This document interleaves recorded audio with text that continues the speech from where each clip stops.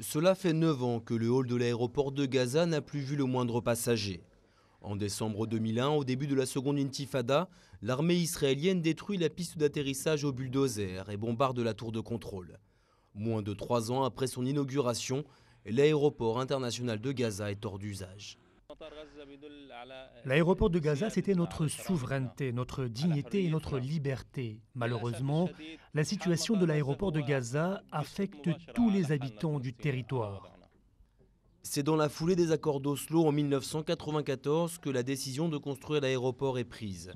D'une capacité de 750 000 voyageurs par an, le projet est financé par la communauté européenne. Il doit permettre aux habitants de Gaza de se désenclaver et de relancer l'économie du territoire palestinien. Il y avait un bâtiment pour les avions de marchandises, mais nos infrastructures étaient limitées. Nous exportions des produits et nous voulions redynamiser l'économie palestinienne. Mais nous n'avons pas eu le temps de mener à bien cette mission sur une si courte période, car l'aéroport a fermé. Palestinian Airlines existe encore, mais la compagnie, créée en même temps que l'aéroport, est aujourd'hui basée à Al Arish, dans le Sinaï égyptien. Pour voyager loin, encore faut-il pouvoir sortir de Gaza. Lorsque les Israéliens ont détruit l'aéroport, Hannes Arafat a vu ses rêves partir en fumée. Mais ce contrôleur aérien espère toujours que l'aéroport ouvrira ses portes.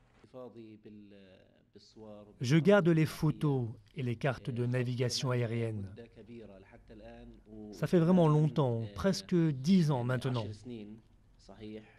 Je fais ça parce que j'ai toujours l'espoir qu'il rouvre un jour l'aéroport. Le coût des réparations est estimé à 22 millions de dollars selon l'autorité palestinienne. Mais ce n'est pas l'argent qui constitue le principal obstacle. Les autorités israéliennes estiment que pour des questions de sécurité, l'aéroport ne peut être rouvert et qu'il ne saurait fonctionner sans leur accord. Au vu de l'absence totale de relations entre le Hamas et l'État hébreu, l'aéroport n'est pas prêt d'accueillir ces nouveaux passagers.